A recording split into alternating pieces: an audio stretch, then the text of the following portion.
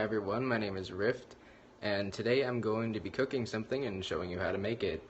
I'm one of the survival alters in this system, and one of my skills is to make a meal out of just about anything that I can find. And today we are going to be making a sort of, it's like a makeshift teriyaki beef. Let's get to it. Alright, so here's what you're going to need. You're going to need this much ground beef, some hoisin sauce, teriyaki sauce. This is actually rice. And our secret ingredient, which is brown sugar. You won't need this much. You'll only need about a packet and a half's worth.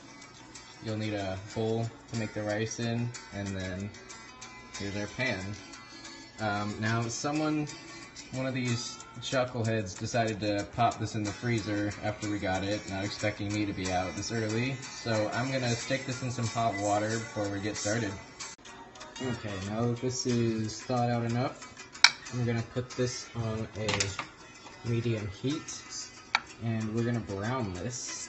Okay, now that this is sufficiently browned, we're going to put this down to like a low simmer, and while the stove was heating up, I started the rice as well.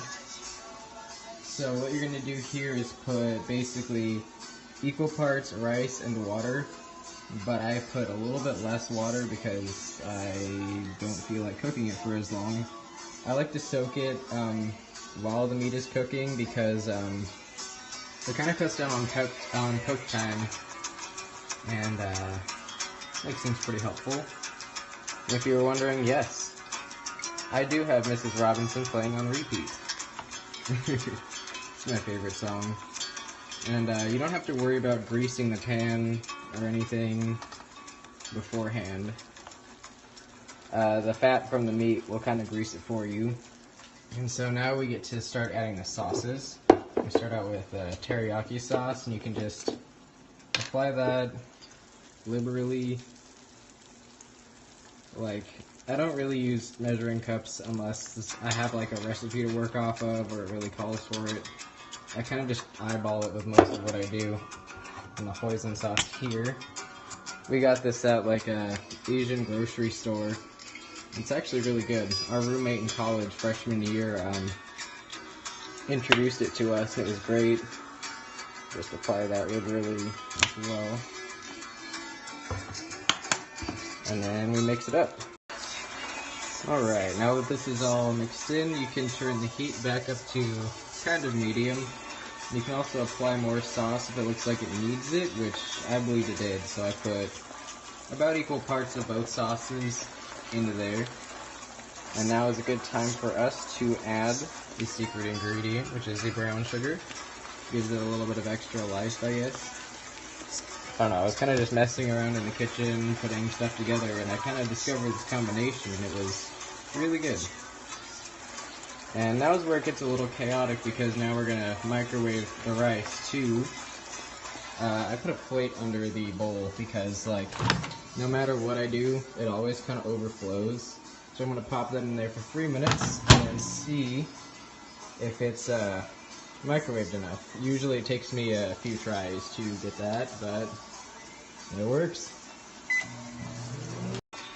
And after about 3 minutes of medium boil, you should have something that looks kind of like this. The point of boiling it is to get all the excess liquid to evaporate, so you don't end up with too much sauce. At this point our rice is done, kind of, or at least the first time I've microwaved it is done. That could use 3 more minutes.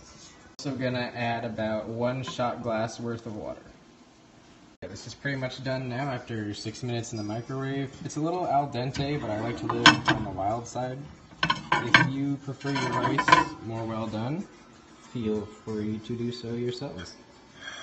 Once everything's cooled down enough, you can add the meat, and there you have it. Makeshift teriyaki beef and rice.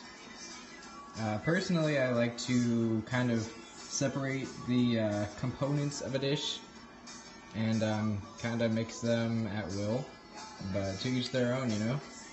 I ended up with about this much left over, which I'm going to pop in the fridge, and whoever's out tomorrow gets a free lunch.